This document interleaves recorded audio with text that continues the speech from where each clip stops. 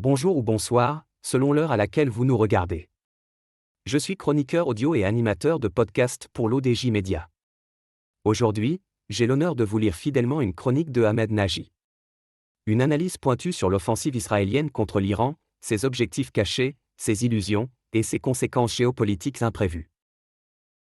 Depuis le 13 juin 2025, Israël mène des attaques contre les infrastructures nucléaires et militaires iraniennes, beaucoup plus dans l'objectif d'inciter le peuple iranien à renverser son actuel régime politique que de détruire définitivement son programme nucléaire, dont les sites sont profondément enterrés et largement dispersés à travers un territoire qui s'étend sur 1 648 195 km², soit près de 80 fois celui d'Israël. L'auteur ajoute que cette campagne militaire cache des calculs politiques plus profonds.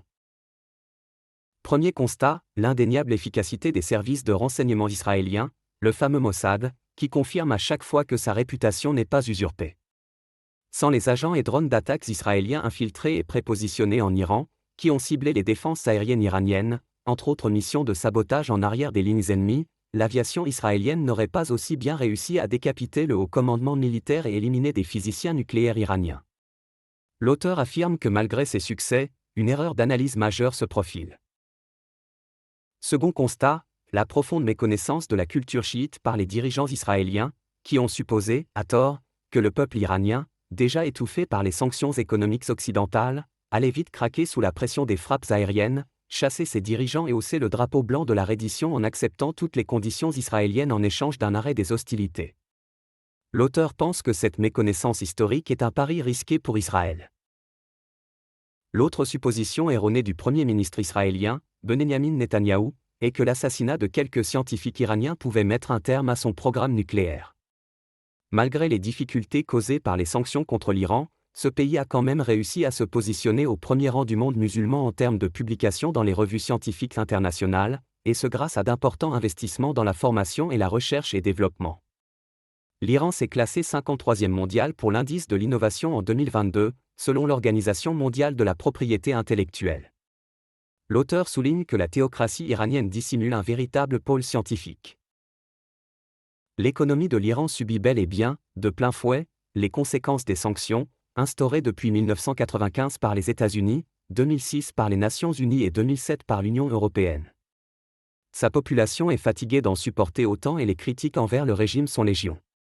Mais de là à présumer que les Iraniens seraient prêts à demeurer passifs face à une agression étrangère, dans l'espoir que celle-ci allait les débarrasser du régime, comme vient de le faire Netanyahou, c'est aller trop vite en besogne.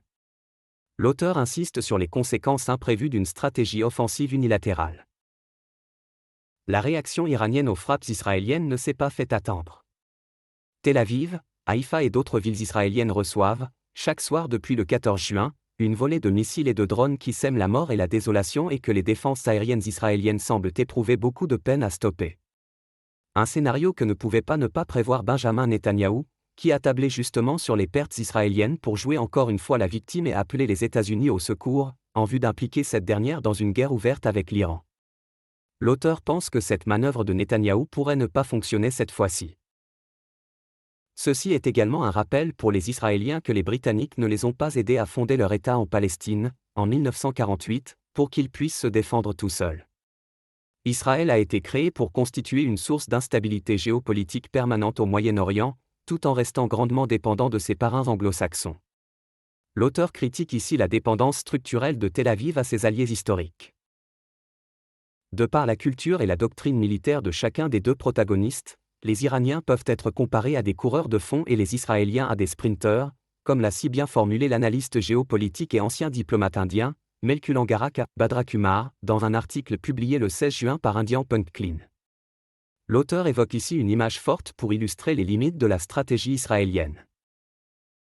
L'auteur conclut par un avertissement politique lourd de sens. Netanyahou cherche à étendre la guerre, entamée contre Gaza, le Liban et la Syrie, à tout le Moyen-Orient et la prolonger autant que faire se peut pour rester au pouvoir et éviter, ainsi, la prison pour corruption. Il pourrait très bien perdre la guerre et le pouvoir et terminer sa carrière politique dans une cellule de centre de détention. Il y a des limites même à la chutzpah, mot hébreu qui signifie culot, effronterie. Netanyahou finira par l'apprendre à ses dépens. Merci à vous d'avoir écouté cette chronique jusqu'au bout. En tant que chroniqueur audio pour l'ODJ Média, J'ai veillé à restituer, mot pour mot, l'analyse de Ahmed Nagy. Une lecture critique, rigoureuse et sans détour d'un conflit dont les implications dépassent le cadre militaire. Restez avec nous, une nouvelle chronique à suivre très bientôt sur l'ODJ Média.